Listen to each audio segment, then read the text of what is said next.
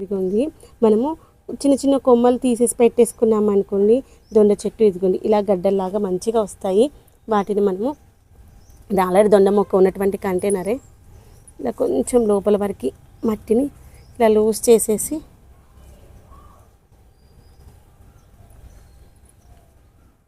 ఇలా పెట్టేసుకొని దీనికి కొంచెం సపోర్ట్ ఇచ్చేసుకుందాము. ఆల్రెడీ వెనకాలకు ఉంది కదా, దీనిపైనకి మళ్ళీ కొంచెం కిచెన్ వేస్ట్ వేసేసుకుందాము. మంచిగా వస్తుంది. కానీ దీంట్లో చూడండి ఎర్త్ బాంబ్స్ ఎంత బాగున్నాయో. ఇది కూడా ఎర్త్ బాంబ్స్ మంచిగా వస్తాయి. కొత్తగా పెట్టే మొక్కలు మంచిగా గ్రోత్ అవుతాయి పాత మొక్కల కంటే.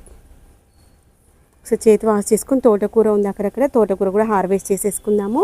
తర్వాత అక్కడక్కడ కనకాంబరాల మొలకలు కూడా ఉన్నాయి, అక్కడక్కడ టమాటా నారు కూడా ఉంది. ఎక్కడెక్కడ ఏదేవి పెట్టేసుకోవాలి అవన్నీ పెట్టేసుకుందాము. ఓకేనా ఫ్రెండ్స్, మనము ఇలా వచ్చినటువంటి కొమ్మలు ఉంటాయి చూడండి, హార్వెస్ట్ చేసి మనము ప్రూనింగ్ చేసినప్పుడు కొంచెం ఇదిగో ఇంత లావుగా కొమ్మ అయినా సరే ఇదిగో ఈ యొక్క జాయింట్ చూడండి, ఈ జాయింట్ భూమిలో పెట్టేసుకుంటే చాలు మంచిగా వచ్చేస్తుంది. దొండ మొక్క ముఖ్యంగా ఇదిగో ఇలా పండు పారిపోయిన ఆకులు ఎప్పటికప్పుడు తీసేస్తూ ఉంటే ఈ వర్షాకాలంలో వచ్చేటువంటి పెస్టులు రావు. ఇది బయట పాడేయకండి. ఇప్పుడు మనం ఇక్కడ మొక్క పెట్టుకున్నాం కదా, అక్కడే పెట్టేసేయండి. పెట్టేస్తే మంచిగా వచ్చేస్తుంది. ఎందుకంటే మనము ఇచ్చేటువంటి పోషకాలు అనేటువంటివి ఈ యొక్క పాడేయకుండా వీటిని దాంట్లో వేసేస్తే ఈజీగా గ్రో అవుతుంది. ఇప్పుడు ఈ మధ్యలో దొండ మొక్కకి ఏం లిక్విడ్ ఫర్టిలైజర్స్ ఇవ్వడానికి కుదరట్లేదు, అందుకే మొక్క చాలా డల్ అయిపోయింది. ఇదిగోండి ఈ యొక్క ఆకులన్నీ దూసేసి దాంట్లోనే వేసేస్తాను, చెట్టుకున్న ఆకులన్నీ. అదే మనకు మంచి కంపోస్ట్గా అయ్యి మొక్క మళ్ళీ గ్రోత్ అవుతుంది. చూసారా రీసైకిల్ ఎంత మంచిగా అవుతుందో. మనం ఇవేవి వేస్ట్ చేయొద్దు. ఒక్కోసారి కొమ్మలు ఇరిగిపోతూ ఉంటాయి, ఏం ప్రాబ్లం లేదు, మళ్ళీ కొత్త కొమ్మలు వస్తూ ఉంటాయి.